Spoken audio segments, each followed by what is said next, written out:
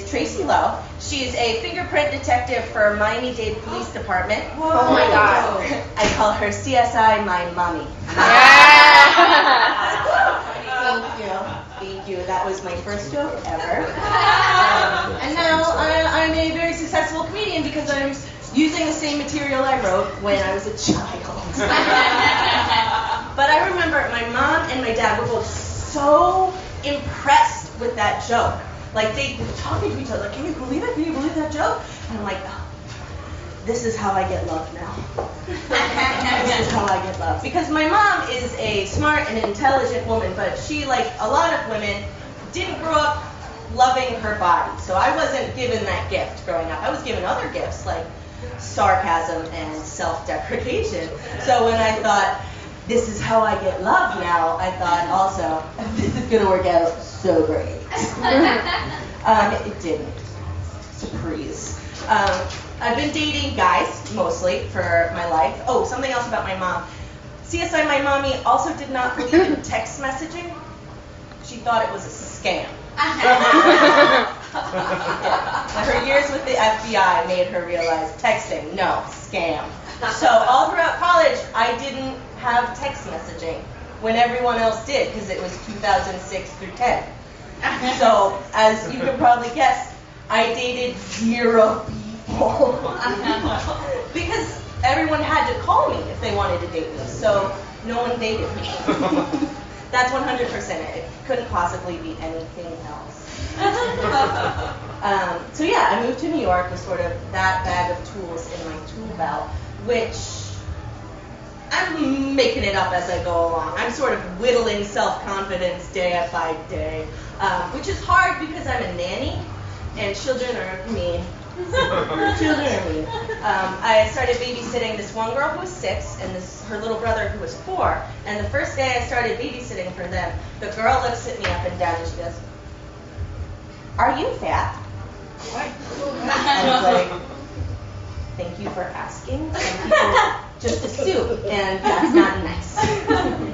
But the more I was dating guys, the more I realized it's these like cis-het white men that have ruled the world for so long, so they've been able to develop these really impossible standards of beauty that I didn't quite match up to in my head, so I thought.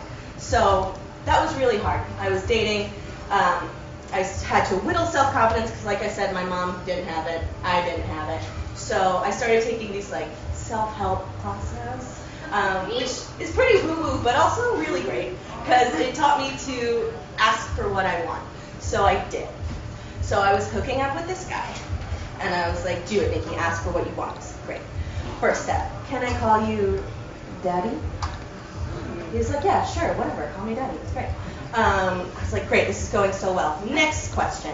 Can I call you my boyfriend? He's like, "No, that's fucked up. There's something very wrong with you."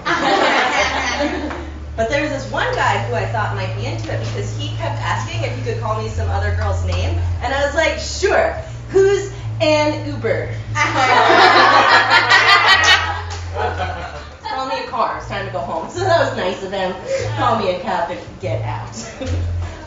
So I recently came out to my mom again for the second time. Because the first time I came out to my mom as bisexual, that's what I identify as now. She was like, "You've liked guys since you were 5. I was like, "Oh yeah, that makes sense. I have." But I didn't realize you could also do both. So I thought I was like, okay, Mom says I'm straight, so I'm straight. I'm straight now. Until recently, this guy I was having sex with came in my eyeball. It's really people who have had that happen to me.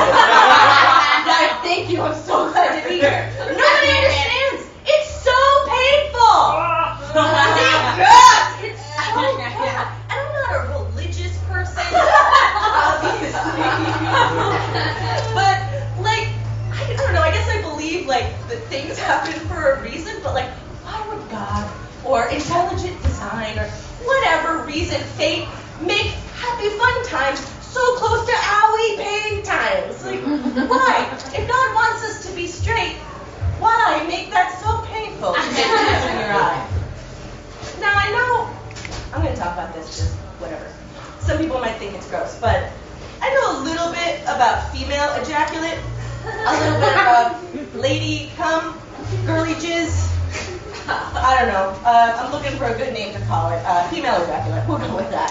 Vagina juice. I came into my high school, it was like first hour. It was like 7 o'clock in the morning.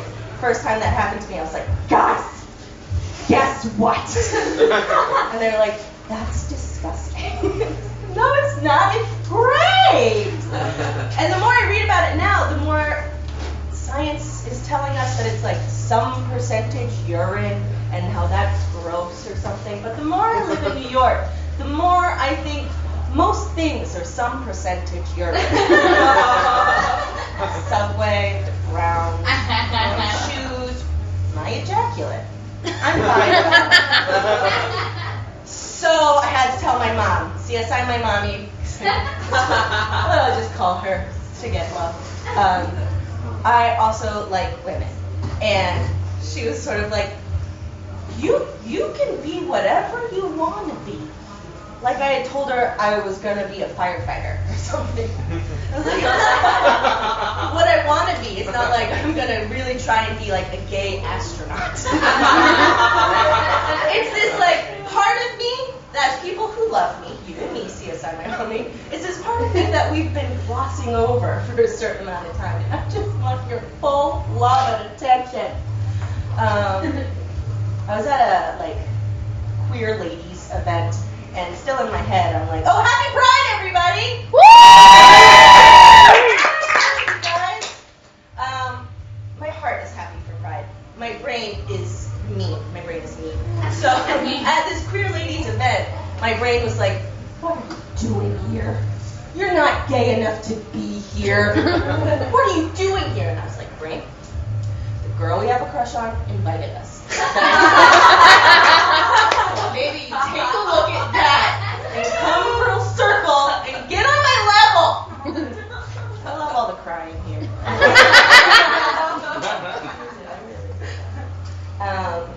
What else? So I've been thinking more and more about my mom and how she didn't have that, and that's okay. She's given me other tools to grow up with as a strong, confident, funny woman who is learning that perhaps love doesn't come from people laughing, and it comes from within. It sounds stupid, but it's maybe true. Female ejaculate. Love coming out. But I really remembered this one thing the last time I was home with my mom. And it was this memory I have of being like 11 or 12, and it was our family trip to the concerts. And I'm from Davie, Florida, which is the rodeo capital of Florida, where my dad got into a fight at the Dixie Chicks concert. What else? What else are you going to do at the Dixie Chicks concert? Get into a fight.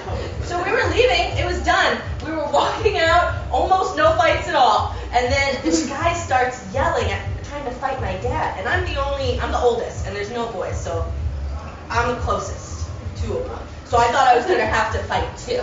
And this guy's yelling, your wife's a fat bitch! She's a fat fucking bitch! Shit, I'm going to have to fight this guy with my dad. He's got a bad hip, it's on me. I look over in the parking lot, and my mom is already in the car, and she's yelling, bye!